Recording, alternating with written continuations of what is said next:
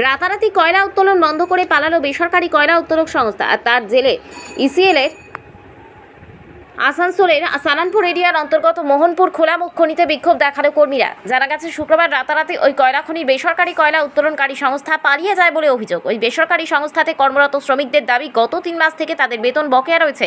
ওই খনিতে প্রায় 500 কর্মচারী রয়েছে বলে জানিয়েছেন কর্মীরা। তাদের দাবি, এইভাবে রাতারাতি বেসরকারি কয়লা উত্তোলন সংস্থা পালিয়ে যাওয়ার ফলে বিপাকে পড়ল কর্মীরা। অবিলম্বে নতুন কোম্পানি দায়িত্ব নিয়ে কয়লা উত্তোলন শুরু করুক বলে দাবি কর্মীদের। পাশাপাশি তাদের বকেয়া মেটানো হোক। ঘটনা কাল রাত্রিতে শুনছি হঠাৎ যে কোম্পানি তার মেশিনপত্র এবং গাড়ি ফাড়ি যে আছে উঠিয়ে নিয়ে চলে গেছে।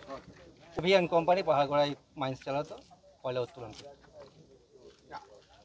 না মানে কোম্পানি তো কেউ নেই এখানে, যা আছে সব লোকাল ওয়ার্কাররা এসে আছে, যে দাঁড়িয়ে আছে, চাকরিহারা মানুষরা। তো 3 মাসের পেমেন্ট বাকি, এখন ফ্যামিলি আছে, স্কুলের বেতন বাকি আছে, মেয়ে বাচ্চার। আবার নতুন করে চালু হোক, নতুন কোম্পানি আসুক, ইসিএল কাছে এটাই আবেদন করছে। বলি তো সব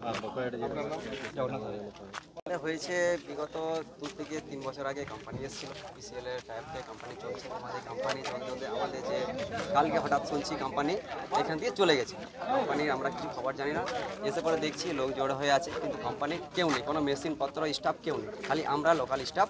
কোম্পানির যে স্টাফ ছিল তারাও ধাও, কোনো কৈফিয়ত নেই। ফোন করছি, ফোনে কোনো মাধ্যমে যোগাযোগ করা যাচ্ছে না।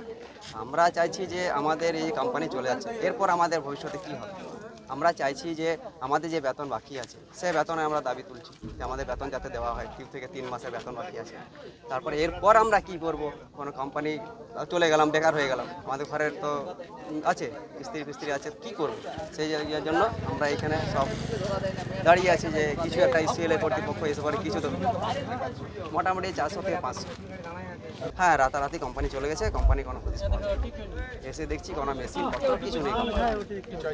আমরা চাইছি আমাদের যাতে এখানে পুনরায় আবার কোম্পানি আসুক, আমরা কাজ পাই, আমরা বেতন যে বাকি আছে বেতন পাই। তাছাড়া আমাদের ফ্যামিলি আছে বাড়িতে, কি করবো, আত্মহত্যা ছাড়া তো কোনো উপায় নেই।